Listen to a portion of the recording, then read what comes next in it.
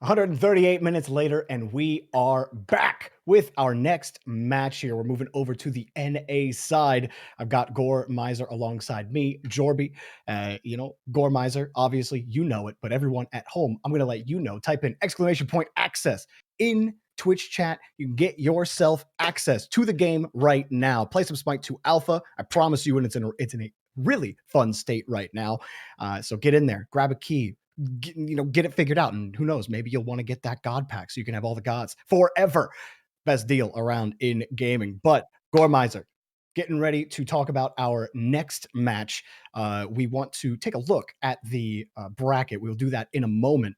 But on this NA side, should be interesting. We got a matchup coming up with first name Zach versus name in progress, and we will look at the bracket right now. The rest of the NA side will come later. We'll get to the schedule in a bit, but how have you liked how the bracket has played out here in Swiss?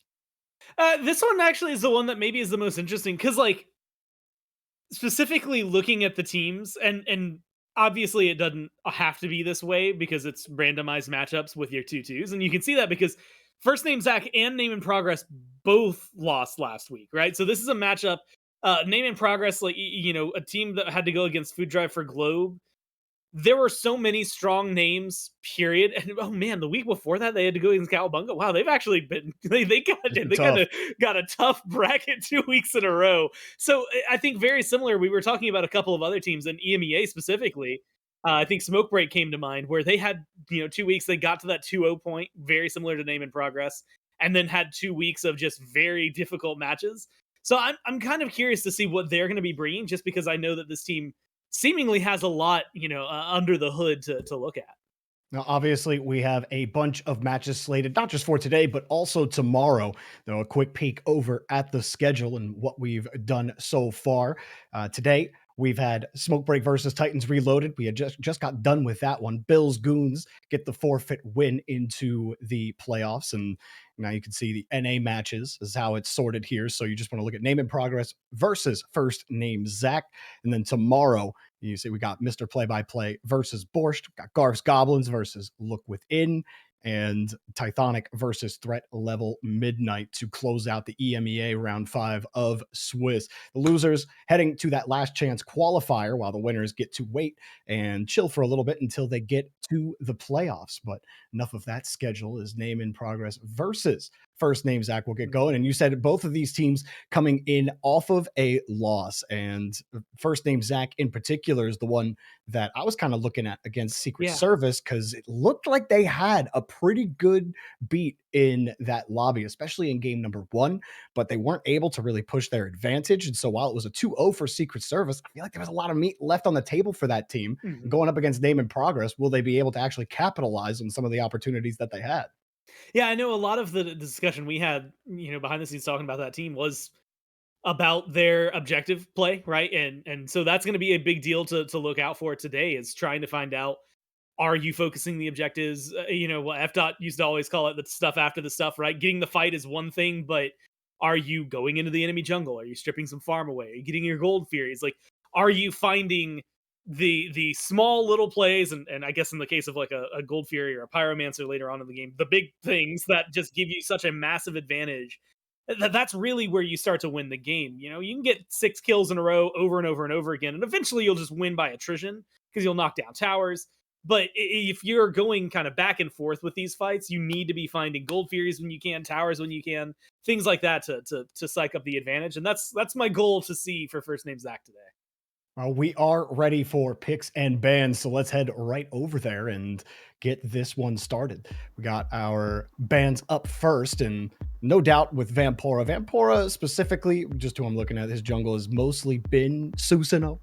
The last few times that he's gotten those picks, the Morrigan will actually be banned out first by name and progress. Which is an interesting ban up front. I mean, Morgan, don't get me wrong, really, really good god. And it also opens up this opportunity. If you pick Fenrir and Morgan is available, guess what? They've got a Fenrir now, right? That's something that we've seen a few times at the higher level of play, is people trying to limit that specifically because of that interaction. It also means that you're just not going to have access to all the other gods that you draft. So the better your team is, the better off you are not letting Morgan over there. But I've also, early on in the alpha, I was a pretty big proponent of I crit will Morgan because illuminate it this kind of battlefield, smacked. It was just as I really fun to shine play. in the heavens. Don't know where that stands competitively. Haven't seen a lot of people play it. Not a lot of people are playing Morgan to begin with, but it is a good bandit to get rid of again. She just brings so much to the table, and in the right hands is such a game changer that it just makes sense. And then you lock it in with a Fenrir. It really is just a 1-2 punch. And the Loki and Amaterasu getting shown on first name Zach. Amaterasu continues to be at the top of the solo list in terms of picks. She has been first picked almost every single time. Very powerful indeed. And I think just because of the flurry of nerfs that he got after being released last week, I think Hercules' time is not yet Gormizer, but it has to be soon. We'll buff him back to an acceptable place and where everyone will feel comfortable with it. We're gonna see our boy soon. I know it, but it won't be here. Bologna getting locked in by name and progress. That's honestly, I wouldn't mind seeing him. I almost like it's so wild because they're both available. Him and Danza are available this week. And the fact, admittedly, we only have the one set, but like we haven't seen him, which kind of blows me away. I do still think, like you said, Hercules, he came out. Fun. The polite term is strong. He came out strong, and he was kind of wreaking havoc everywhere. And like you said, he got kind of smacked down a little bit. Wait a minute. That being said, and I love this, he's still good, as it turns out. Like, knock up, pushback, you've got so much control. You're boulder, bouncing off walls. Like, there's a lot that he brings to the table. And with the versatility of builds in Smite 2, I'm such a huge fan of what Hercules can do right now, and I'm really, really stoked that he got locked in. I think first name Zach heard me. I don't know if I spawned that one into existence, but let's go, dude. That's what I'm talking about. Yamoja getting selected. The second time, the last time we saw Yamoja, Baku was not able to really do much, but to be fair, their team was on the defensive. And Danza also at least shown here, not blocked yet, but both of the gods that became available this week to play this weekend just may finally hit the board here. What do you think about this if they lock in then Zaburo? But we do get actually Kernunos will be locked in after the buffs that he got, and we didn't see him in the last match, but we'll see him now on Name in Progress. Yeah, I'm always interested. I mean, I'll answer the question for Danza, even though he's not locked in, and just that I think he'd be really fun to watch. Maybe these teams will pick him up. I think he brings an element to the table that some of the other carries in the game don't quite have, right? Being able to have more CC. Well, I personally am a huge fan of the rocket, right? I just think it's really fun to watch. It does bring something similar to some of the team fights, though, I think that a Kern will. Different ways. Kern, to me, always hits team fights, right? I mean, you've got a big old polymorph, you've got a nice root, as well as the thorns field that you can throw down there. So, like, I think he's got a lot of control. That should help out in lane as well. The Kern Yamoja should do decent, but I'm looking at it, and it really depends, but I would not be surprised if this was like a Hercules Jingwei duo lane from first name Zach. And I will say, there you could have some of the best clear. You won't be stepping very far forward against that because Jingwei is is a slow burner, right? She takes a little while to get online. That'll be fine. Hercules will make sure she gets online way faster if you step forward. The knock up and the pushback, so that's something they're going to have to be really careful about in duo. It also means that there's some prime opportunities, I think, for Loki. If you show up over in the duo lane, knock up, pushback, and the Loki, like, they're going to be in prime position for a gank. Right, into the push, into the burst from Hecate. I mean, this is going to be interesting for first name Zach. But name in progress, we saw the Bologna do some heavy work, especially with how the hammer is lately. We saw how much damage that was pumping out against Amaterasu. Now, granted, that was Benko on that Bologna. Your results may vary depending on who's in control. But yeah, first name Zach. We'll see how they do this time. And when I was rewatching that match, you talk about that objective control. They were great at getting the kills, great at finding ways to win team fights. But then, everything after that, to me, that's the big to look for here for first name Zach. Can they actually push their advantage and take control of the map? Because kills are all fine and good. Maybe a catch on the invade there, but not this time. He'll get away from it. Arc not going to stay for too long. Yeah, I think that's a little bit of luck and a little bit of timing. Arc was just in the perfect position where they were just too Minions have far for first spawned. name Zach to collapse in on. And so it would have been too much to maybe try and overcommit to that. But I am really excited to watch this, mainly because going into this, when Yamoja got locked in, I got pretty excited. I'm a big fan of Yamoja. Again, I think in the right hands she goes crazy, and you had kind of mentioned it earlier today. She didn't really get that opportunity, and it's that plague of being a support, which is that no matter what, if your team's not doing well, you can only guide them to water. You can't make them drink, and that's kind of the place that a Yamoja on a team that's falling behind finds herself locked into. And so I'm really interested to see how this matchup goes, because I think with her stun, with Riptide, like, you have some tools in the arsenal to deal with a Hercules. The damage output, you've got a little bit healing maybe to try and balance out. So this is actually going to be a really fun support match to me, which isn't something we get too often. Most of the time the supports are kind of just blanket, we'll stare at each other, later we'll be a little tanky and see what happens. But here there's a lot of potential in the duo. It looked like it was swinging first name Zach's way there for a little bit, but then Yamoja had actually zoned the Jingwei out, and you had mentioned it at the start. Going to take a little bit for that Jingwei to get online. Really going to have to rely on your support to help get those isolations, but they actually found a way to isolate. Now they're in a little bit of trouble. Just blinking out. Jabber living, but barely. We'll force him out, at least for now, and actually Vampora with the rotation just may swing things in first name Zach's favor. Popping it out. The Yamoja is in some trouble, getting deleted. Mid laner down early. What looked like was Name in Progress's fight to begin. Party Person does take down Sokka, trying to even this one up, but sticking in the fight, Vampora will take down Party Person. And, well, Herc still wants to push it. It's a close one, though. Still living. And good night to you, Hostile Puppy. Getting the work done. Jabber going down. Dashes through. Maybe wants it, but no. Going to try to retreat here now, but wow. Back and forth there at the start. Jeez. Sorry, the single auto just to stop the back is just... that's just MOBA mentality, right? Like, delay them as much as you can, whether or not anything's going to come out of it. That's a gorgeous rotation, and I have to give both the junglers credit, right? Double kill, or 2 kills, I should say, for Vampora. And it's much cleaner executed, I think, all around, right? You get so much well done for your team. And a lot of it is because Jabber hits level 2, and then level 3, but that one doesn't matter as much. It's the level 2 power spike, and specifically, Hercules with just the knockback, he's all right. Hercules with a knockback who can then push you into a wall for a stun and a lot of easy, accessible DPS, that's the Hercules you want. Hitting that level 2 mark and getting access to that second ability just created so many opportunities where, yeah, Jingwei dies down, but Loki's got the early game damage that you need and has that opening creation and follow-up specifically for the Hercules, which makes it so much easier. Some early action in the solo lane. Arc actually getting the kill. Vampora will respond immediately, though.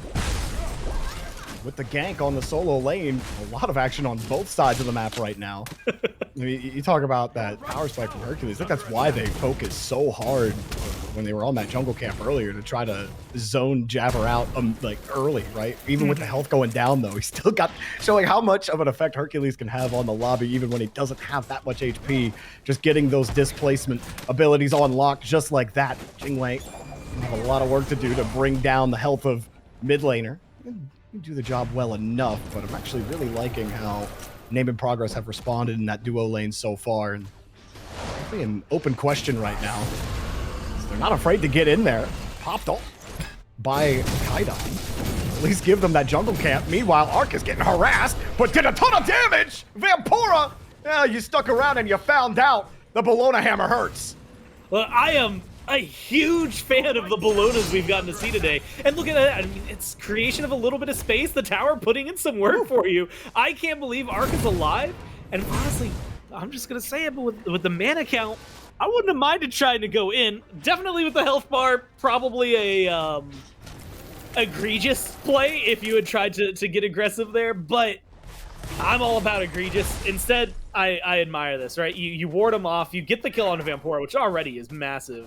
But then to avoid death by Hexen's hand and instead turn this back on its head, you've managed to maintain a little bit of a lead pretty much for everybody on your team, specifically making sure that you maintain a lead for Party Person in the jungle. And that's going to be the biggest deal. I talked earlier today about the kind of balance between a Fenrir and a Loki in the jungle. You're going to want to keep the Fenrir ahead. Oh my god! Oh, the Yamoja ult just turns into a trap for Hercules to just rock out, do a ton of damage, but it doesn't matter. They fell on that one. Still love the unexpected combination of both players on the opposite team. They are actually getting the better of this Jingwei though, and like you said, keeping that slight lead, but that's actually going to help even further. As I mean, Hostile Puppy already a level up on the Jingwei, and no doubt that will get him a little bit closer to help extend that lead. This solo lane has been nothing short of a lot of action, and Arc has not been on the fun end of it most of the time. Last time we went over there, had a fun little tower play, catching Vampora out, but most of the time it's been that. Arc going down again there in the solo. Fenrir ult popped, and again, see you later. Mid laner will get the kill. Sokka goes down in a heap once more. I mean, that's just the classic, right? Hey, I'm going to bite you, hold you still, and let the team go. And I love this immediately. Name and Progress recognize, you know what? We've eliminated a couple. We've got them forced back. Let's go for a Gold Fury and see what happens. Jabber doing what he can. Stick around. He has Boulder. To get that stun, waiting for it. Actually blinking out of it. They will not get that steal. So Name and Progress get the Gold Fury. They get the fruits of their efforts in the earlier team fight. He's just making sure bodies stay alive. And it does look like Party Person might be in a little trouble. No, he got away. A little look there from Vampora. Won't get a look at him. So great hold there on the objective from Name and Progress. Will extend that lead a little bit. 2K. And honestly, what you call out, I really love the zoning immediately being done on the Gold Fury. They didn't mess around and just say, yeah, let Jabber sit there, don't worry about him, let's focus on it. Because if Jabber's full health and just able to watch, Jabber just throws the boulder when it gets low and might have the best secure in the game because of it, until somebody gets something. I mean, the Sunders get involved, or maybe you're talking about like a Runic Bomb from the Pyromancer. That boulder is going to be the big burst to solidify some objectives. Instead, they poke out the Hercules instantly, and then you had even called it, but they need to keep bodies alive. Mid laner does a great job just soaking up a few hits to make sure that everybody else can walk away. And it's an unfortunate reaction and just timing for first name Zach, right? That kill immediately into the pressure put on by Name and Progress opened up such a clean gold field. It's an invade in the jungle. Brock comes out and does a whole ton of damage. No puppies were harmed in the making of that play. The Hostile Puppy will be down for a little while. They will get a lot of that jungle. Name and Progress, while they've had some of that great early team fight, you do like to see first name Zach not getting afraid, going into that jungle. Hey, they're not in lane. They're not in there. Try to push the issue. Catch somebody out. This is exactly what happened. Able to isolate a player.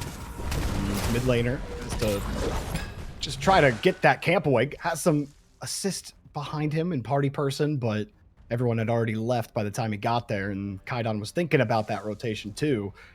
The first name Zach, while you're not, while the team fights have not exactly been your way, those little picks that they've found have been pretty good. And this is the annoying part about Hercules too, Gore, is that every time you think he's going to leave, he's Hercules. He's not going to leave. He's just, oh god. Who else can I bop real quick? I mean, I think in this game, some of the healing, like Yamoja, team healing, feels really good. Fenrir, self-healing, feels pretty solid. We've seen a lot of them, even Bologna to an extent, has some, although hers is much lesser compared to the other two. Hercules' self-heal is just good. He is going to stay in the fight longer than he needs to, and he's going to stay alive longer than he deserves to because his kit just plays so well into itself. And again, I'm really going to watch his itemization as well, because there's some really fun interactions you can have with Hercules because he's got so much sustain. I think it'll make things interesting. Speaking of all that self-healing, Ama has to be mentioned in there as well. That solo lane, if either of them get close to dying, it's gonna be a marvel. It's gonna need 2 to 3 people to try and burn through their health bars. I don't think either of them are worried. Not at all. It was like those chains from Arc Atlas was chunking Amaterasu for a second there. I looked on the map and was like, is anyone nearby to take advantage of that one? And like you said, gonna take more than one god to take either of them out. Even still though, you look at the experience, everyone's still fairly even. You only have a level advantage at max anywhere across all 5 gods and gold as well. Like first name Zach were able to come back after losing that first gold fury, or almost even on gold now, under 1,000 to go for it. So a great response from them despite losing that early objective, right? Finding those picks in the duo lane, taking your battles when you can take them.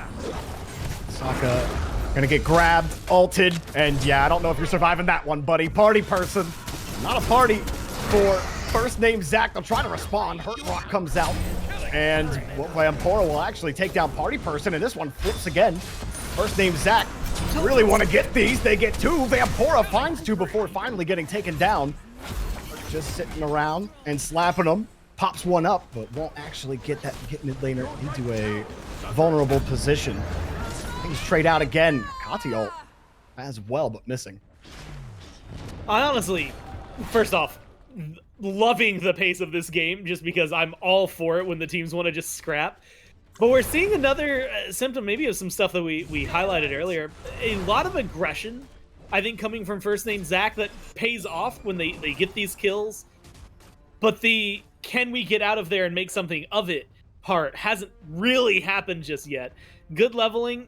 Just realized all 7 kills are sitting on one guy. Vampora has been the driving life force of this team's fight potential. And admittedly, he's been doing a really, really good job. I mean, the rotations have been on point, exactly where you would need them. And a strong Loki is going to feel strong. But despite being 7-2, is behind an experienced party person, hasn't been able to find as much overall. And that first Gold Fury is still kind of doing its weight in giving, you know, Name and Progress the lead they've needed to play around with. So now, I kind of keep watching, and I'm going to keep watching the Loki build, as well as the Fenrir build, just to see where they're going, because I feel like the next big fight, especially around maybe where the supports are getting involved, some of the mid laners, power spikes coming online, those are going to be the things that I think dictate a lot, despite the fact that Loki for first name Zach has been like the guy to play around. Yeah, and I mean, he has had that effect on the lobby, but there's another look towards that Gold Fury. Everybody from first name Zach together. They want to force the team fight. They might catch mid laner out, but he's able to get out quickly. Emoja displacing themselves to break themselves out. Everybody else here as well. I think first name Zach really want to force this fight. Feeling confident about their front line. Why wouldn't you with the way some of these team fights have been going? Hurt pulls off the Gold Fury, isolates one out, and that is a dangerous move. The rock bounces away from the team fight. Arc Atlas will take some of that damage. Party person, meanwhile, on the back end, is eliminating everybody on first name Zach. Last name Party Person. Vampora finally gets one again, but Arc Atlas will go down. Still, that is Name in Progress winning the fight that first name Zach started. Vampora will sit back here to maybe attempt the steal, but getting zoned out by Party Person, stunned out. And that should do it, but it's taken a while to get it going. Nexa comes in to help. Vampora still goes down, and that will still be a Gold Fury for Name in Progress. Yeah, I like Nexa's mental around this. In fact, you might have enough damage off of your 2, if not to get a kill, then to cause some trouble. And you were saying maybe didn't need to die, but they didn't get the Gold Fury, so there's a silver lining. Maybe, I don't know. The grand scheme kind of delayed deicide maybe makes me think that it's kind of hard to paint that one in a good light for first name Zach. I think they get 2 kills out of it. They kill off Party Person, and they kill off Arc Atlas.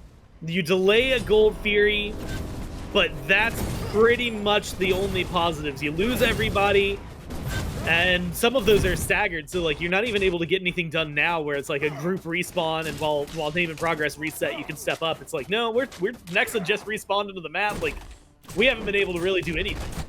I mean, Nex is now 2 levels down on Kaidan, and will actually, I don't know, should be back in time to catch that wave. Thank you, new teleporters.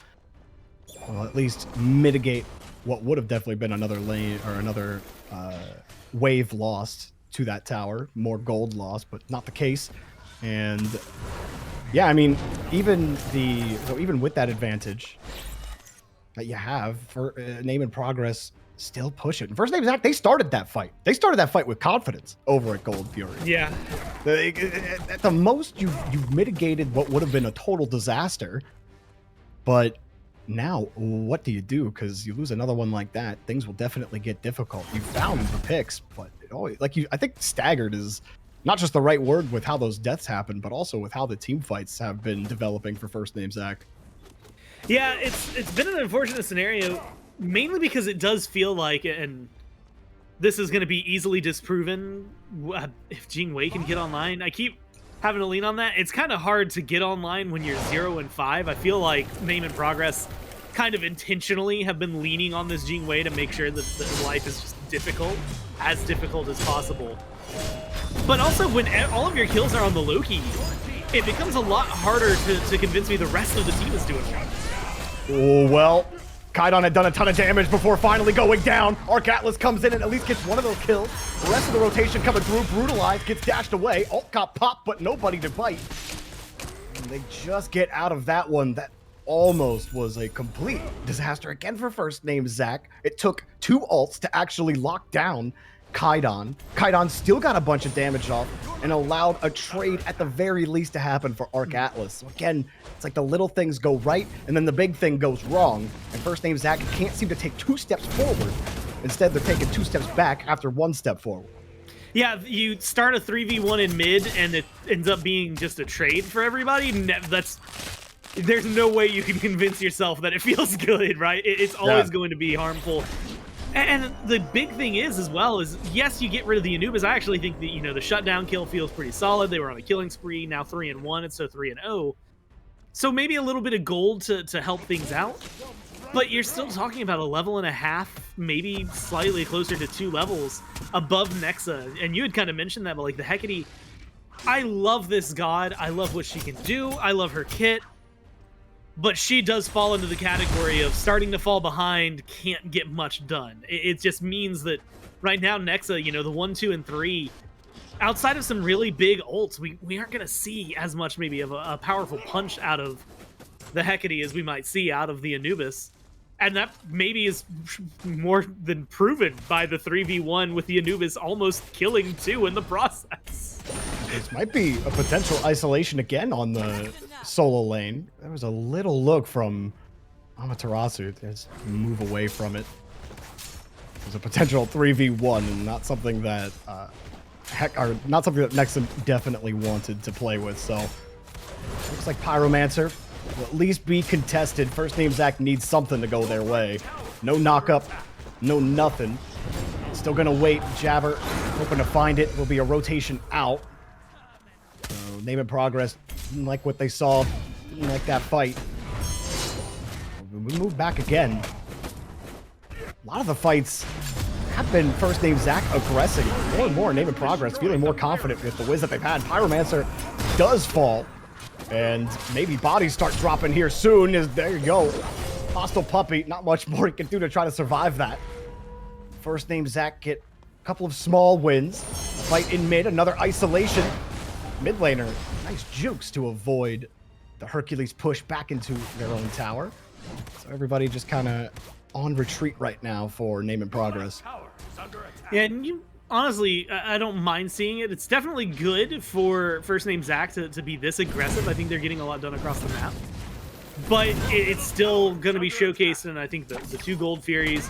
And what they can do over the next few minutes to maybe try and get, I guess, even more proactive, right? Because finding the fights has been great, but this is, we talked about this before we went live, and we talked about it in Picks and Bans, where I'm going to talk about it now.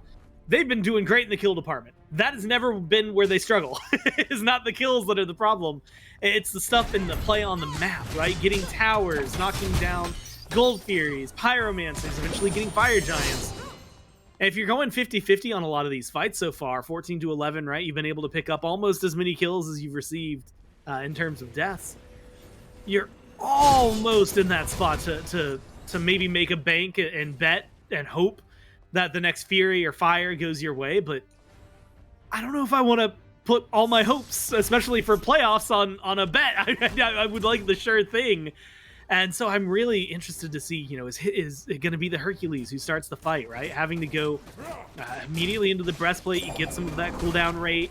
It feels pretty good. You should have more sustain because of it. You have more survivability because of it, more knockups, more CC. But where is that engage going to be, and what is the follow-up? Is it going to be good enough to deal with a Fenrir or a Yamoja that are being played really well? Is it going to be the opening the Loki needs for a kill? And are you just straight up going to watch someone get picked in mid? And like now you're at a 4v5. This actually is worse for first name Zach. What even happened to Nexa there to like get in that bad of a position? I mean, I guess with Goobus it turns from good to horrible real quick if you're not careful. The Yamoja wall actually gets a lot of damage off for the Rock. Nexit, excuse me, getting the kill. Meanwhile, Name and Progress are finding the trades they won. Perk has jabbered, just done. Bye-bye. Kaidan will pick up that kill. Kaidan on the killing spree. Name and Progress, full control of the lobby right now. The team fights, the map control, it all belongs to them. Another Fury to Name and Progress, and first name Zach starting to get out of control. Yeah, I mean, that you call the fight pretty much exactly as it goes, which is Yamoja walls go up, Boulder comes through. Boulder is devastating, but that's the only thing. That first thing Zach did, that was devastating. Every other play that was made in that, I'm going to pause that thought to point out how ridiculous it is that mid laner on Yamoja got the kill onto Loki. Yeah, Kaidan just taking out Hekany, whatever. But what's going on over here? Vampora? Explain? I kind of thought, because so rewind it back. Vampora at the teleporter on left, I thought was about to get stopped by mid laner, but managed to get the teleport off no problem. Made it to the right side. I honestly thought that was the end of that conversation. I stopped looking at Yamoja. I wasn't even looking at Duo. Yeah, I was like, oh yeah, it's Gold Fury time. Nothing's gonna happen. Did not occur to me that mid laner would chase through the teleport to then go for the fight to solo the Loki of all things. And now, I mean, you've got plenty of room. Vampora just respawns. I mean, this is a wide open fire giant. They're knocking it down. Finally, Jabber and company show up just in time for maybe a steal. Mid laner trying to zone them out. And Yamoja doing the job that they pick her for. Excellent zoning potential works, but it's taken a long time to get this fire giant down. The longer it takes, the more likely a steal could happen. The zoning. Oh, the Goobus ult. Kaidan eliminating them off of the Fenrir ult as well. That will definitely give them a fire giant. But hang on a second. Hercules does not get it. It was a close one. He will fall down. Jabber to Arc Atlas. And with the fire giant in hand, with the map control completely in Name and Progress's favor. Almost a 7k goal lead. The towers are starting to drop. And maybe a little bit of tower damage done in a response. It's the only thing that first name Zach really have going for them. Will try to get that tier 1 down. Party person takes out Nexa for the effort though, and they don't even get the tower. Yeah, I mean, that's honestly really solid play. You would hope, if you're rooting for Name and Progress, that they get the kill onto Vampora on the retreat, but you stop the Loki, you save your tower, you maintain a pretty massive lead at this point. Oh, also that whole fire giant thing that they have going for them. I think a really good call by first name Zach, which is, we're not going to win that fight around the fire. Let's just push towers. Let's get some gold. Let's try to fight back. Unfortunately, it might come crashing down around. And Mike, whose party person has been having his way in the lobby. Kaidan Arc Atlas come in as well. The mid Phoenix is down, and first name Zach's chances in game 1 certainly have plummeted. All the towers disabled. Everyone gonna move back for Name and Progress and try to get one last solid team fight in here, which may have them just barreling down one of these lanes, taking everything out, and it may take 2 team fights to get there, but it does feel like this is in the inevitable territory now, almost 25 minutes in. A commanding lead by Name and Progress. These next few fights will determine it, but it will take a miracle here in game 1 for first name Zach. Yeah, I was gonna harp on Name and Progress for taking the Phoenix and then backing away, because it feels like they had such a commanding presence that, did you really need to not go for the end? Maybe you could have finished it. And then I looked up and I realized that they still had 4 towers standing to knock down on the other side. Still a lot to go. Yeah, maybe it's okay that you step back there, right? Just you need to present these opportunities. The problem for first name Zach is that while you live in the game, I don't know that you try to defend any of these. Maybe you could put a soft defense around a tier 2 and you know, just show presence. But I think these tier 1s should fall so fast that it really should not be something that you're betting your life on. Also shouldn't be getting caught out that easily in the jungle. That's going to create a pretty big opening for a team with a fire giant still around their belt to try and get aggressive. As soon as he saw Party Person, his first idea wasn't to leave. It was to hang around for a second and see what Party Person's going to do. What did you think he was going to do? Ult you and pull you into his team like he's done to you all game. Seems like things are kind of out mentally here for first name Zach. They've gotten dominated not just in the lobby, but also in the comms, as this tier 2 will fall very easily. And as those towers fall, that Titan becomes ever weaker, ever more vulnerable. And it may just come down to Party Person actually taking a lot of damage here, turned on. Deep in this fight, jump around, and Jingwei ults out. Meanwhile, fight at the Phoenix in a 4v2. They do not care. Yamoja ult to try to stop them again. Kati also, but does not even feel like there's any presence. That Herc health bar is dropping mightily quick, and despite the ult pulling them in, it's all name in progress, moving the progress bar for their first game win. They get another Phoenix down. With only 3 here, they'll get out quickly, regroup, and no doubt play for the win on this next push. There's definitely been decisions by first name Zach that I'm not as big of a fan of, but I have to give them some credit here. Knocking down those tier 2s while, you know, you're in a bit of a base race, like, it's dangerous territory because the other team has Fire Giant. They can knock down objectives quicker than you. You still lose the Phoenix. Does not feel great overall. But you've given yourself a step closer to a win condition, right? If the fights aren't going your way, Fire Giant's not going your way, the split push has been able to alleviate a little bit of that pressure. Maybe heavy emphasis on the little part of that, but a little nonetheless, right? You've gotten some alleviation. You feel a little bit better about it. And you're hitting level 20. You've got some decent power spikes. Admittedly, I think there's still some gold to be spent on the other side, so, you know, name and progress might be coming in. Yeah, there's 2k just for the Anubis, who is now a full tier 3 ahead of what you're getting out of the Hecate. So the damage numbers should skew left. The game is skewing left. But this next Fire Giant, it's pretty much going to be your sole opportunity. If you lose this fight, or if you try to fight in base, you're probably just going to lose your Titan. If you win this fight, you have a Phoenix exposed, you could probably win the whole game and bet it all right here. Yeah, you've dropped them. One team fight could just be barreled down mid and win if your first name's Zach. And Party Person also has to be careful. Last few engagements he's had has definitely been overconfident. Yeah. You know, isolated, and, you know, you said it, but even if you're a whole item down, everyone is level 20 now. Sans your support, which, you know, whatever. But you get picked. Party Person going down would be a huge disadvantage to them, losing a lot of that entry ability. And first name Zach know it. Try to commit with an ultimate. The Amaterasu will not get the value they were hoping for out of it. They actually do a lot of damage here.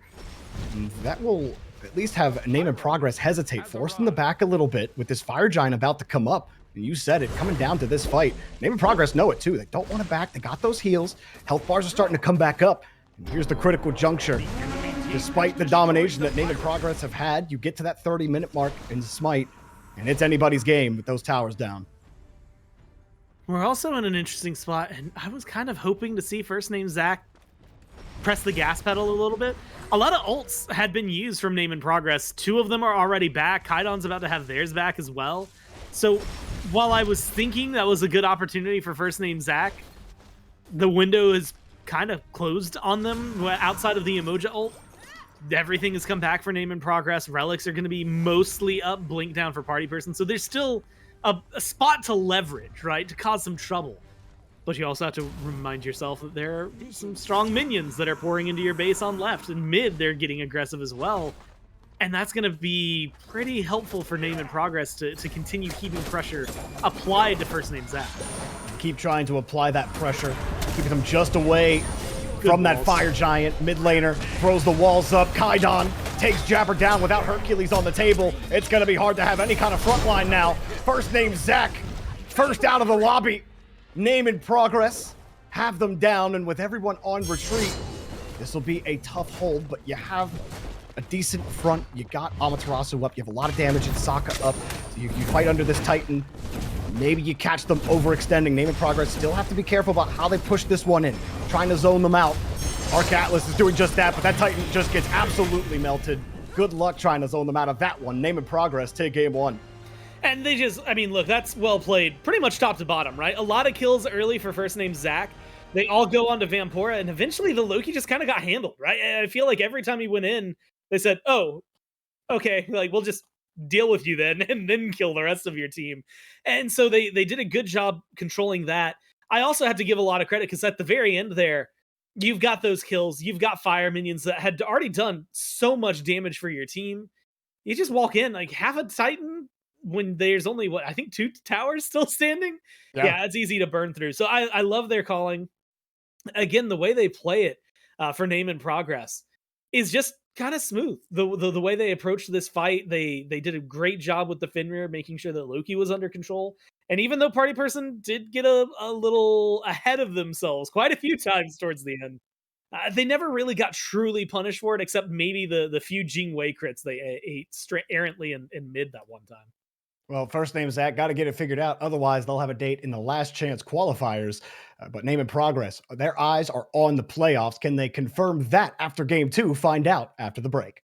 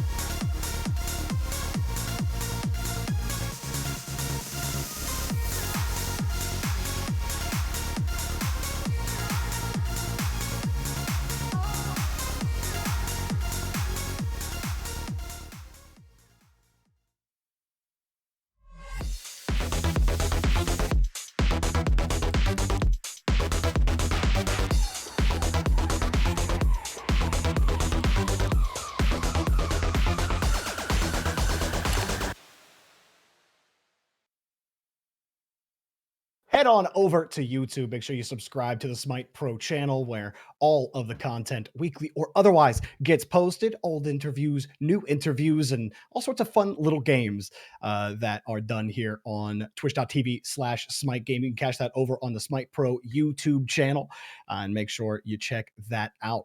Gore, we are about to get ready with game number 2. Absolute domination, but still kind of close. First name Zach, they ain't completely out of this one. Felt like they had a couple of really nice looks in the middle of that game, even getting all those tier 2s down near the end, making it a one team fight affair. But they couldn't even get one team fight against Name in Progress. Yeah, they did a good job early on of executing the kill potential portion of their draft. I think we got to see it, and you'll see it. I mean, 9 and 6. Vampora did a really good job early on in being kind of a driving force and factor for this team in kill department and damage department in most of the departments that you needed early on from a jungler. But when it came to coalescing as like a team fight, we didn't really get a lot. Poor Sokka, the Jingwei 0-7 kind of got bullied pretty hard early on. I feel like took the brunt of what the rest of the team could have had. And that led to an unfortunate scenario where, you look at it, the GPM, anytime it's under 500, that doesn't feel good. And the entire team was under there.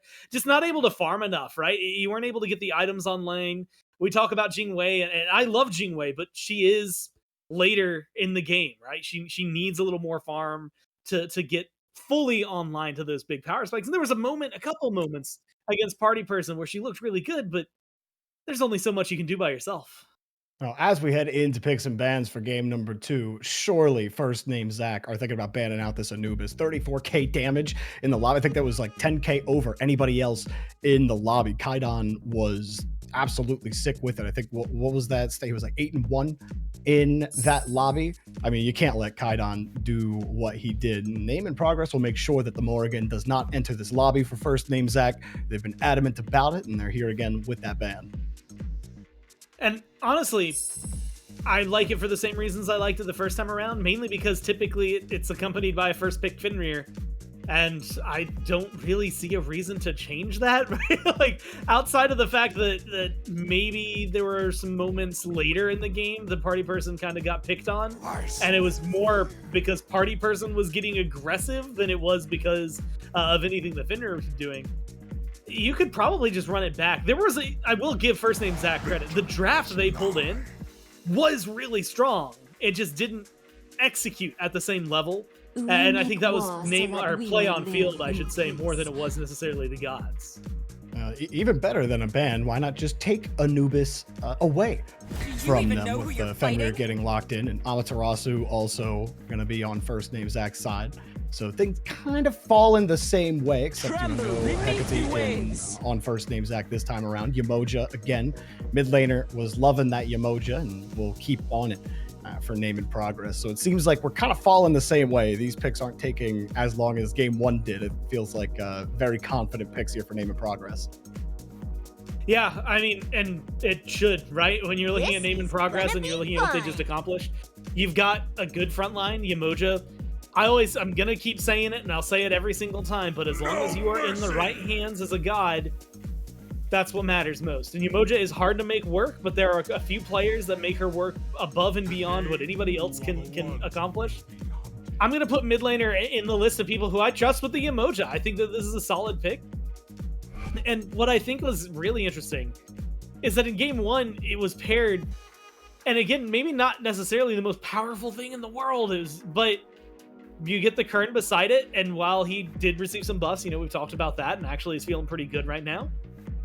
There's still picks, like, I'd probably still favor Jingwei over him, but if you can't get her, as long as you're Yamoja, and admittedly what we saw Fenrir are doing pretty well, the Kerninos is going to be able to really kind of take and pick the fruits of their labor.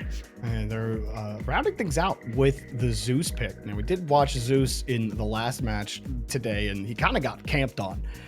Which is kind of the problem with Zeus right now, is that it's really hard to make work unless you have a lot of that support behind him. But hey, sometimes the controller behind the god will make that god more so than not. The Ares pick this time, Wisdom and so strategy no, are better no defenses than Jingwei shields Hercules and combo armor. this time. It was tried, it failed, and Athena being locked in for that jungle, no doubt, something you've seen a lot in EMEA, and we will continue to see. So I actually like the comp here for first name Zach. You've got a lot of that frontline potential, a lot of that early game potential with those Ares chains to try to take control of that duo lane. And well, first name Zach, we saw how well they were able to do getting those picks and at least making things a question mark near the end. But no doubt, objective control continues to be the main problem plaguing this team in round 5. I'm really watching this one curiously. I feel like team fight wise, like engage wise, first name Zach have it in spade. At Ares, Ama, Love Athena, it. like it doesn't matter where they're going, you've got the ability to engage damn near anytime you want in this game. The damage follow-up might be missing a little bit, at least early on, right? Jingwei, once you get to the late game, you're going to be swinging. It's getting to the late game right now that has me maybe a little more worried. I feel like the Athena is going to be trailing behind the Fenrir, assuming that's the jungle. So I'm going to watch that matchup. I'm going to watch how much pressure gets put on Zeus. Those might be the most important early game qualifiers for name and progress and for first name Zach. I was going to say, surely the Athena tries to camp mid lane, right, and really try to get early wins for Anubis. If you could get Anubis online as early as possible, then you do get some of that mid game burst that you're missing, that you're talking about, right? Yeah, and that's kind of just keeping your eyes on where that opening is going to be. Vampora, I'm going to be honest. I've seen Athena jungles that have done close to nothing in their game, and I've seen Athena jungles that have hard carried their team. So really, it really is such a feast or famine pick, and you never really know. Like even when you load in, it could be somebody. I'm going to use Scream as an example because team name but with 5Ms played the Athena jungle a couple weeks ago. And like even when you load in, you don't quite know which one you're getting, even if you trust the jungler as much as I trust Scream to perform. Minions have And luckily in that game I'm referencing, it was what, like 6-0 or 6 and something. Vampora's got a lot of shoes to fill if you're gonna make it work. And we've seen it just as, again, fail just as many times as I've seen it succeed. It does have a lot of factors, and I hate to say it this way because I always feel so bad, but you are a little bit of a taunt bot. Like that is at least like 70 maybe percent of what What's so wrong? What's so wrong with that, Gore? Yeah, I mean it's literally just go in, press 2, let your team find kills. Except this time you can do a little more damage than if it was in support. So like there's room for you to make the plays happen. I'm just really interested to see how it'll work. The good news for a jungler is you've got an ultimate that takes you literally anywhere on the map. When we talk about a free gank, like you just show up wherever you'd like to. So it's definitely a pick I can agree with and I can like, but Oh, jeez. it's going to be play on field that matters maybe the most. You know, Yamoja playing in the pool right now, and first name Zach are still trying to learn how to swim. A ton of damage done to this Jingwei, and I mean, this is that duo is certainly one to keep track of. Mid laner really dominated support-wise on that Yamoja. Party person continuing from the last game, just getting that poke in, forcing you out back to your jungle camps. Mid lane, they do give Zeus those early looks, and Arc Atlas also getting that gold camp over on the side in solo lane, but Zeus is sitting okay right now here in mid. Yeah, I'll be honest, and I've went through years of wanting to be against Zeus, but mainly because I worked alongside aggro who wanted to be so for Zeus that you just had to have the balance, whether he was good or not. You had to have somebody who just didn't like him. And now that he's been gone long enough, I could say, like, I actually like Zeus here. I feel like he's in a solid state right now. He's still bullyable. A lot of the things that were easily, or that made him easy to deal with in the past are still there, but he's just got so much damage and the stun feels so good. You can just cause so much trouble for anybody, and you had kind of mentioned it, mid-game power spike is how I would word it. Oh wait, Arc Atlas actually went down quick on the rotation in solo lane. First name Zach will happily take that. Get a little Warhorn on top of it, so early game, fine. You get a pick, but not really caring too much about it if I'm looking at first name Zach. The big identifier for me is something that we've been kind of beating over the heads of them, which is like, cool. How do you play in the jungle? How are you playing the objectives? Like, you get those rotations, sure. You get a pick, sure. But you're gonna need more than just an early pick, especially with, you know, those teleporters now that kind of throw a little wrinkle into how these early picks work. You will get basically a free teleport back to lane that first time around. So it's really not even that first death that really hurts you. You're gonna have to do it multiple times. Arc Atlas sitting in the middle of this, and will you survive? You'll get some damage off with that hammer, but they'll just chase you down, and Party Person will get in there quickly, and this might actually turn right back into Name and Progress's favor, because look how much damage is being done right now. Party Person, still a full health complement, and almost 100 to 0'd on the other side. Yeah, I like the presence of mind Vampora and Hexen had, right? Get aggressive, come back, and you said it perfectly in there, which is just straight up, if you want to give them the most trouble that you possibly can, kill them twice, right? Arc Atlas, 1 death, yeah, sure, shrug it off, walk back to lane, like, just, you're good. You got to teleport even, you can just come back almost instantly after an early game death. But to die a second time, that teleport's taken away, maybe there's an invade afterward, like, that's where a lot of the money gets made. And unfortunately for him, not only does it get thwarted, but like you said, Party Person kind of showcases, again, why the Fenrir early on is so heavily valued. And that's just, does so much damage. He has so much control. The fight still continues for Arc Atlas. Actually going to ban her out.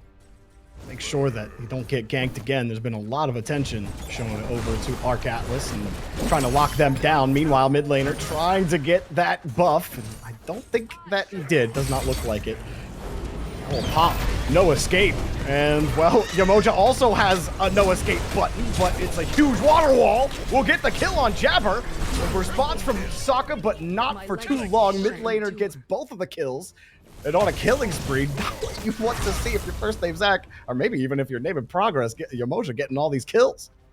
Yeah, I mean, that is, first off, maybe not exactly where you want them to end up. I am a big fan of get the kills first and then focus who they go on, but I will also admit that, you know, Kern would probably have loved a couple of those. At least one. At least one. Just a crumb of kill, please, you. But you know, yeah, you still get the kills, right? That's what matters. I'll look at that part and be happy about that part. And that's where it gets to be a dangerous territory. I mean, this duo lane has been playing pretty aggressively, very consistently. And I don't know how much I can lean on like Sokka and Jabber. Like, it feels like, unfortunately for them, while they've been able to maybe push back a little bit, they've definitely been feeling the brunt of Name and Progress leaning into them. And I wouldn't be surprised if Party Person starts to show up over here a couple of times. I feel like that's definitely a lane to lean on. And I think, much like last game, shutting the Jingwei down before she could get online was a huge victory strategy. I think making sure that, you know, Sokka didn't have any of the gold, didn't have any levels, didn't have anything to work with, made it so much easier to transition in the late game because you didn't have to worry about these stray crits just coming in and taking 300, 400, 500 damage off of you in the blink of an eye. I mean, despite that, though, you know, you look at the experience, and while you do see more on top of that XP per minute for Name and Progress, you look at the levels and not really a distinct advantage. Sure, you got Party Person up 1 level on the opponent's jungler, but like everyone else is okay. You're starting to see a level up and here and there, but still plenty for first name Zach to work with. Not as dominant as an opening as it was before. The Anubis ult out, but not going to find any kills. In fact, Kaidon will end your life after the Zeus ult comes out, and a lot of support came in crashing around it. So that support that Zeus needed is through, and the Anubis for against Kaidon has not been the success that first name Zach were hoping for, and there's Name and Progress pushing the slight advantage they get. You win the mid lane battle, everyone's pushed out, that's the perfect time to go get that gold fury, start to get that gold lead stacked up. Yeah, I mean, this is the similar start to last time. This could be a good kill, at least to pull something back, right? And you need, I'm gonna call it a consolation prize, because you've been slowly falling behind, I feel like, as the Ama, and we had kind of talked about this earlier, where, you know, Bologna versus Ama, I favor Ama every single day of the week, unless Bologna's in the right hands, and Arc Atlas seems to be pretty good hands as of right now. But shutting that down, you get yourselves a kill. You mitigate a small amount, but still some amount of the Gold Fury that goes down. I think for first name Zach, you need kills like that. You just need to keep them rolling in. And you need to keep Vampora active across the board. I feel like this Athena, again, gonna struggle in some instances against what the Fenrir is going to bring, gonna shine in others. And that CC, the taunt, the team play that you bring is gonna be where you have to lean on. So I want to see Vampora get to the state, whatever their state is. I would say 2 items in. That's about the time that I want to see you just full on active across the board. Just wherever you can get your hands on, get your hands on. Hey, run in taunt Zeus. Might have to be a little bit careful because of the damage numbers, but have some follow up. If you taunt Zeus into an Anubis ult, it's GG. That guy's dead. So that's where you need to find a lot of those moments. And I think Vampora is going to be, I don't want to say the driving factor because there's still an Amaterasu, there's still an Ares, but one of the biggest factors for this. The poke and prod still continuing in the solo lane as well. First name Zach did grab that Naga as well. And like I said, these next like 7 minutes, I think, for Name in Progress, critical because we talked about it in the pregame for first name Zach. Very much a mid to late game online kind of team, which is actually kind of like flushing into the point that you were just making about it as well, and about these rotations for Vampora on the Athena. Party person waiting here for the gank. And they'll try to push Tarasu off. The ult is going to prevent you from doing anything, especially with Vampora ulting in as well. But that seems to be where Vampora has really been focusing a lot of his effort. We've seen a lot of attention given to that solo lane. After that first kill they got on Arc Atlas, they really tried to push the issue after that, but since then it's kind of stalled out. Party person hanging around, and Nexen might be in some trouble. Yep, you're gonna get held on. Arc Atlas will get the kill. Hexen goes down quickly, and Name in Progress finding those picks. Mid laner just sitting up here in the enemy jungle. Kubis pops the ult. Kaidan sits right in it on the ult. Kaidan! Wow! He's called the God of Gods for a reason. Lives within an inch of his life. And this one turns right back to Name in Progress. They're losing some of their health bars, though. It could be a nice response from Vampora and company. First name Zach, hopefully for them, getting another kill. And planted on it. Ares getting the flames. Mid laner in some trouble. Getting under tower, but it's not going to be enough. The Jukes barely surviving. Ares will sit underneath. Mid laner. Oh, in the tower. Does he get it? What? I'm not so. Oh, I thought that was enough time. They didn't fire.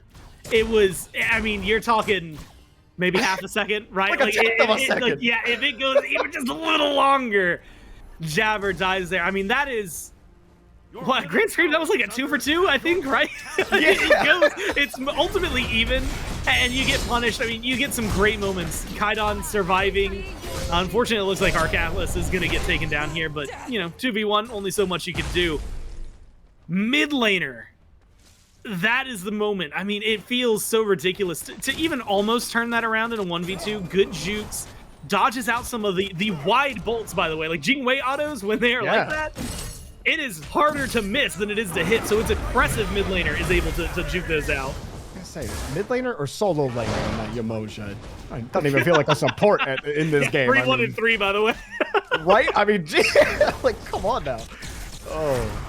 And even when first name Zach are getting some of those kills, right, it's plays like that that just kind of have you believe that Name in Progress just kind of have the better of it. Not necessarily in the composition or even just in objective control, but just the individual skill and how they're able to express it, right? I mean, Party Person's jungle has been great. Ares ult will come out. Party Person, oh my god, everyone just dropping real quick. That Ares ult was inconsequential.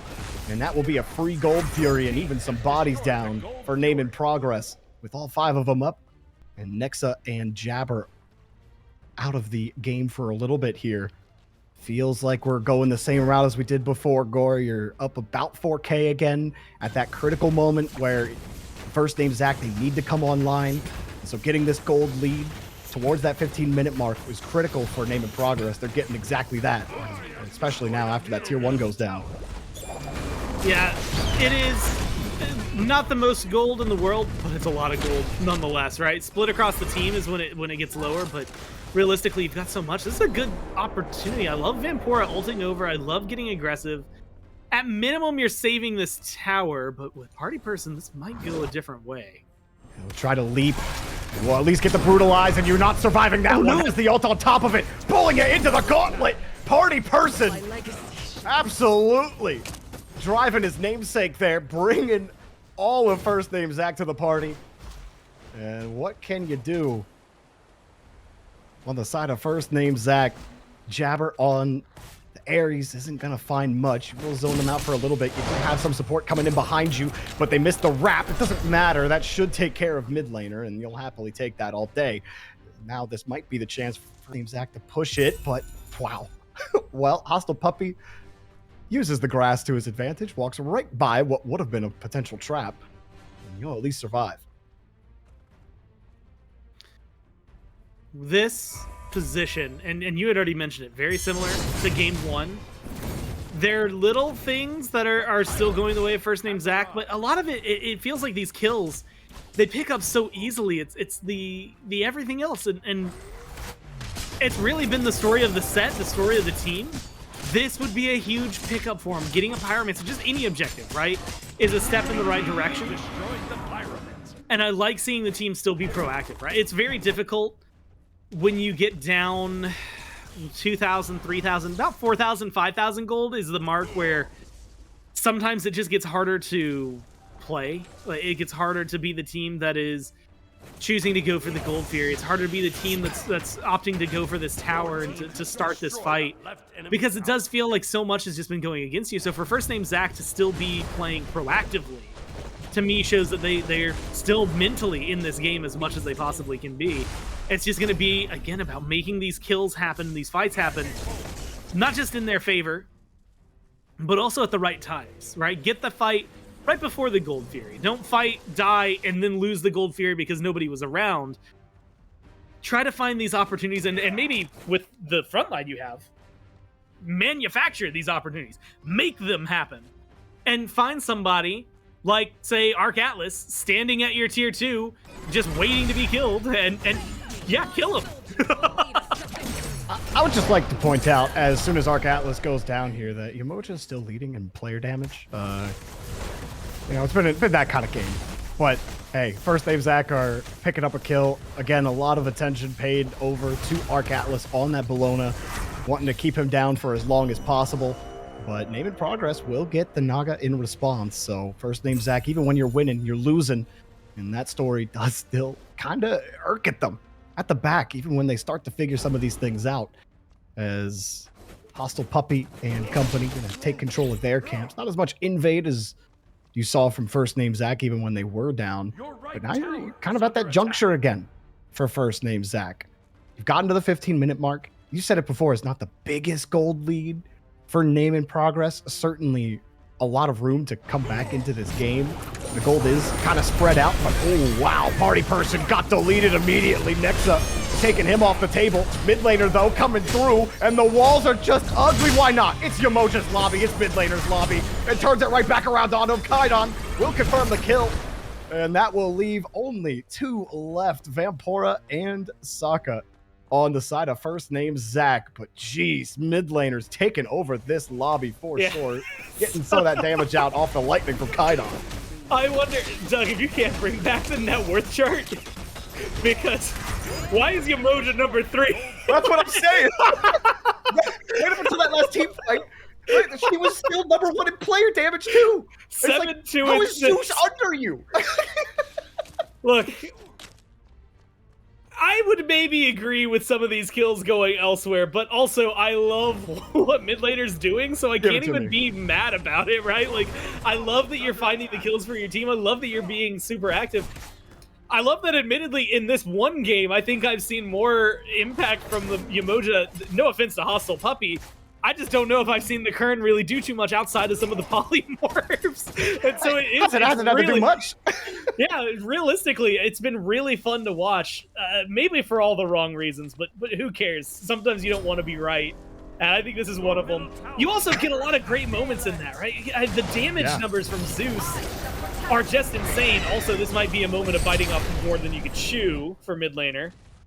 I realize, look, you're number 3 on the net worth, number 2 on the player damage. You're 7-3 and 6. You're Someone still remind him that he's not a killable. hunter. Yeah. You're not a hunter. Hang on a second. I know it looks like it, but hang on. Oh. Well, This is just such a fun match. It has been a lot of fun, and it's been fun watching Party Person just go off and do his thing. Kaidon maybe upset with how that Zeus was played last game, and being like, fine, you want to pick Anubis? I'm still better than you.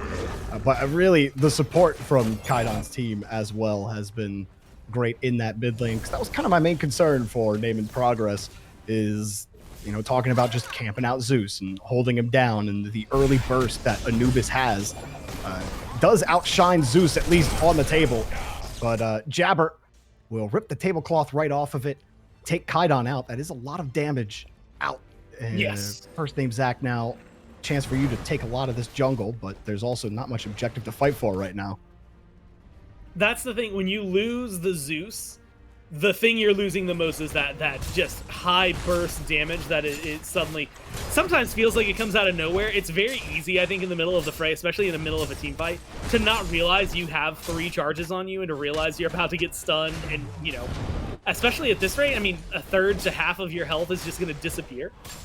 So losing and getting that kill, I think a big play for first name Zach. It would be nicer if they were the ones who were playing the objective afterward, but of course it's not. Mid laner does not seem to understand their support, and Party Person, of course, facilitating that mean that it's pretty easy for them to step up and even just as a duo feel like they're going to get a lot done on the map. Then you start to add in where the Bologna is at. Now Kaidon's back onto the board. Like, this is a really good team fight comp that this team has. The one thing I want to see change, outside of maybe Arc Atlas getting a little bit of help over here, really is going to be where Kaidon drops these ults. Every time it's been on the back of Party Person going for an ult, and almost every time it's met with the beads or with the purification talisman that Jabber's picked up, I would not mind waiting. Throw it in the middle of the Emoja walls, right? Force them to use a Phantom Shell, which they don't have, right? You know they're going to get locked down. Yes, a few of them have leaps or something to get out of there, but it feels like it's more consistent guaranteed damage as opposed to the hopeful kill that you could get off Party Person. Instead, focus up the charges. Just do yours, use autos on somebody being held by Party Person, then focus the ult with mid laner, and I think that's going to be a really key unlock for this team in the middle of a team fight. Look over towards this Fury as it is about to come up. We'll get the first fight. Party Person got taunted, but Beads is out and just lives. Avoids the cripple of the chains as well. So a well-timed cleanse to get out, and Party Person getting deleted this early in the fight surely would have guaranteed, or at least give, maybe not guaranteed, but gave you a huge advantage on that Fury. First name Zach need a win on that objective. They've been able to at least stall out the accelerated gold lead by Name in Progress. They will start on the Fury mid laner. Basically might as well be a mid laner in this match. Gets wrapped out for now. Name in Progress are here to fight. Rivers are up, and Kaidon doing a ton of damage. Oh, the water falls, and Yomoja is drowning them in it. Absolutely disgusting amount of damage pulled out, and they're not done quite yet. Party Person has the ult, brings you to Zeus, and feeding the god quite nicely. Vampora out, and that is right over to this Fire Giant. And, I mean, why not, right? You've got 4 dead. You get burst damage from Zeus. I mean, 21k, it's hard to match up to. You know, Hexon and a lot of members of First Name Zach they try to get something done. But mid laner, I mean, I think both of the combat blinks with the River's Rebuke is such a good lockdown. You've got 3 in one area. Kaidon kind of recognizes it, puts the damage on the other side, catches quite a few people in that. And from there, it's just a sprint to death, right? There's nowhere for First Name Zach to go. Unfortunately, a lot of them just got red really easily. 4 were down. It's an easy pickup for a Fire Giant. Now, the question is where you want to go afterward. You've knocked down the tier 1 in both mid and in left. Favorability always goes to left lane. You knock down that Phoenix, it is just the most worthwhile for you in the late game. Forcing fire minions over there, you get aggressive. It means you can go for Fire Giants while still having pressure elsewhere on the map. just being played for you. So I won't be surprised to see a back up, spin, regroup, go down left. And with both of those tier 2 towers exposed, kind of hit, I mean, I would hope tier 2 left, left Phoenix, tier 2 mid, mid Phoenix. That's the dream for Name and Progress. We'll see where the defense can come through. And this is actually an interesting grouping from first name Zach. They might be able to get Arc Atlas here. Might get caught. Pretty party person. He's actually going to sit to the side. I think they're waiting to see when he exposes himself. Party person is the one who just walks into his death. And that will be the cue. You get party person down. Now's the time to try to take as much objective control as you can. First tier 1 will be theirs. The other tier 1's gone as well. First name Zach, while it hasn't looked great for them, this is exactly what they were able to do last time, which is while you're losing in those fights, and while you're losing objective control, you still find ways to knock these towers down. And with Sokka on that level 20 Jingwei, it's certainly going to make things a question mark the rest of the way through, and the rest of them keep getting caught out. River's Rebuke is out again. Kaidan drops the ult, drops everything. Everybody melts to Zeus, and a complete turnaround on first name Zach. They hung around, thought they could get the tier 2, maybe a little bit more, and you run into Kaidan, who might as well be Godzilla. Yeah, it just feels like, look, we did a lot early on talking about the emoji, for good reason, still 7-3 and 12, by the way. But 9-1 and 6, top of the player damage charts. There's a minute marker in the game, maybe an item marker, right? It is around that Obsidian Shard, but really the Rod of Tahuti, it blew the lid off the damage numbers that Zeus was going to be able to put out. And right now, the team's just been doing such a good job of keeping Kaidan alive. They're just going to try to end it right here. Name and Progress want to move on to the playoffs, but the health bars are dropping a little bit. The Titan cannot survive. Name and Progress move to the playoffs. First name Zach will have to try again in the last chance qualifier. But what a performance there from Name and Progress. Really dominant in both games, despite good responses from first name Zach. They couldn't really take control of the full lobby. Even at the end there, they're kind of getting picked near the end. First name Zach, like, let's group up. Let's get a pick. Let's go for the objectives. And then Kaidan, just lightning bolt in your face. Good luck. Yeah, it does feel unfortunate because for first name Zach, I think they had really good team fight comps both games. But we never really got to see the team fight part. We got to see 4v5s, we got to see 3v5s, some 3v3s that would go in their favor, things like that. But the grouping and the kind of conjoined play always came from Name and Progress. And like you said, it was just good choices from them being able to walk up and say, hey, you're our target. You're the next guy. You're the next guy. The idea of mid laner walking up and creating a just wall of demise for them with the ultimate, and then it's just so simple after that. Party person, hey, guess what? You can grab somebody easily. I mentioned Hostile Puppy earlier, 2-1 and 11. So the slash line maybe doesn't seem too crazy, but realistically, it was mid laner ult, Hostile Puppy ults and root, and then Kaidan, Party Person, and Arc Atlas just kind of do whatever they need to do from that point forward. And most of the time it was getting kills, right? You don't go 10-1 and 6 just by yourself. I think the team and CC around that Zeus just created so many smooth opportunities that they were able to run away with it. I'm just going to say it again. Mid laner's a problem on that Yamoja. Maybe get away, maybe get mid laner away from that. But who knows? Maybe you don't want to see his Ares either. I don't know. But on the other side, Vampora into the Athena pick didn't see the effect that had in the lobby, and there was a lot of attention on Arc Atlas that Vampora was giving. It seems like without actually playing a traditional assassin in the jungle, lost a lot of that early kill potential that he's so good at finding. And without that, I mean, there was no setup to that team fight that you were talking about. That was lacking. But hey, there you go. Let's take a look at that bracket as NA have a couple more games to go. We'll be showing those tomorrow. Mr. Play-by-Play versus Borscht, and then Garf's Goblins versus Look Within. So Name and Progress, they get through after what was a tough upper side of this Swiss for them, right? They ran into Food Drive for Globe, then they ran in Cowabunga before that. So I'm sure they're happy to get through on round 5. And to take a look at that schedule really quick for you guys as we go into tomorrow. At the very bottom, you see Tithonic versus Threat Level Midnight. We have one more EMEA match to go. That'll be at 1 p.m. Eastern. And then afterwards, we'll be followed up with Mr. Play by Play versus Borscht and Garf's Goblins versus Look Within tomorrow. Gore, I got to ask you, out of the 3 matches left, which one are you most excited for? Who I'm gonna be honest, and again, I said I had different reasons for different matches, but if I just have to choose one, I'm gonna choose Mr. Play by Play versus Borscht, only because I'm still surprised Borscht is even in week 5, and so I'm really curious as to what that match is going to look like, what Borscht is going to look like. I feel like that's one that should be Borscht favored, but really, who knows? I mean, Borscht, I again mentioned should have been favored. We talked about some of these teams. I'll use Name and Progress as an example. Winning those first couple of rounds and then hitting 2 really hard matchups. Borscht kind of had the opposite. They had 2 really hard matchups at the very beginning, and then now are like winning their way back up. And so I'm just watching them because it does feel like a team that should be in the playoffs, and the fact that they might not is really surprising.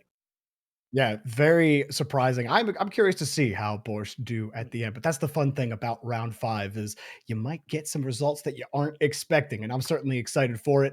This has been a fun first day for me joining the broadcast. I've really enjoyed bringing the action on with you, Gormizer, and I'm excited to do more of it tomorrow at 1 p.m. Eastern time, where we will be live with the final rounds of Swiss headed into the last chance qualifier and the playoffs. So make sure you're following twitch.tv/smite game if you're not. What are you doing if you're not hitting that follow button? Do that to make sure you know when we go live, which will be 1 p.m. Eastern tomorrow. And until then, we'll see you guys later.